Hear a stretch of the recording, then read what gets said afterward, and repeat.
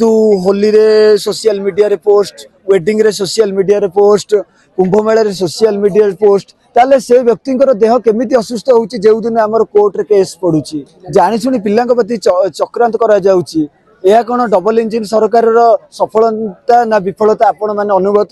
अनुभूति करि पारु वर्ष पर जदि ओआईएसएफ रो रिक्रुटमेंट आसीबो ताले आम जीवन रे हमें ओआईएसएफ इंटरव्यू देवर महापात्र मोर नाम सुनील कुमार महापात्र मु जने आईआरबीओसीबी एस्पिरेंट जो दिन सेप्टेम्बर 23 तारिख रे नोटिफिकेशन आसीथिला आईआरबीओसीबी रो नोटिफिकेशन न बाहरिबा पूर्वरु आमे सरकार को देखा करिथिलु जे आमको सर जनरल कैटेगरी आमे बिलोंग्स करूछु हमर बयस सीमा 18 रु 23 वर्ष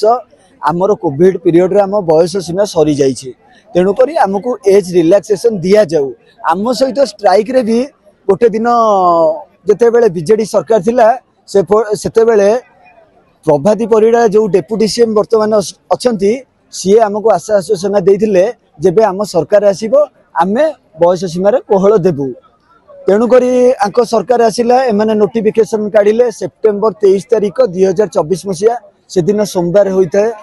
आमे ग्रीवांस रे मुख्यमंत्री की देखा करिथिलु मुख्यमंत्री की देखा करिया परे मुख्यमंत्री कहिले आमे एहा को तर्जमा करी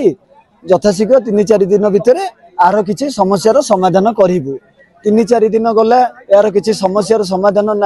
आसीबारु आमे हाई कोर्ट रो द्वारस्थ हलु तापर हाई कोर्ट रे आमे हमको जस्टिस एसके पाणिग्राही न्याय भी मध्य देले हमको बयस सीमा रे 6 वर्ष कोहळ देला परे सरकारंकर एडवोकेट जनरल डबल बेंच रो द्वारस्थ हेले एवं पिटिशनर मानक नारे पुनश्च केस कले ठीक अच्छी किंतु जो दिन आमर जजमेंट आसीबो से दिन सी हाजर हेलेनी महोदय आमको बारंबार हैरान कले जो दिन आमर केस पड़िला से दिन कुंभ मेला गले केबे वेडिंग गले रिसेंटली जेबे आमर पड़ीथिला कहले मोर स्वास्थ्य अवस्था खराब अछि किंतु होली रे सोशल मीडिया रे पोस्ट वेडिंग रे सोशल मीडिया रे पोस्ट कुंभ मेला रे सोशल मीडिया रे पोस्ट ताले से व्यक्तिंकर देह केमिति असुस्थ होउची जेउ दिन हमर कोर्ट रे केस पडुची तेणु करी एहा आम प्रति अन्याय करा जाउची जानि सुनी पिल्लांक प्रति चक्रांत करा जाउची एहा कोन डबल इंजिन सरकार रो सफलता ना विफलता आपण माने अनुभूति करि पारुथिबे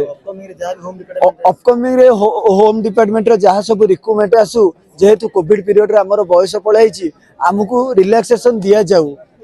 यथाशीघ्र आसीबाकु जाउची ओआईएसएफ सेथिरे मध्ये पिला को एज रिलैक्सेशन दिया जाऊ काहे कि एहार रिक्रुटमेंट 2016 मसिया रे आसीथिला चिंता करंतु प्राय 9 वर्ष पर जदी ओआईएसएफ रो रिक्रुटमेंट आसीबो ताले हम जीवन रे हमें ओआईएसएफ इंटरव्यू देई परिबुनी तेणु करी आमे सरकारक पाखरे विनम्र गुहारी करूछु यथाशीघ्र हमको न्याय दिया जाऊ।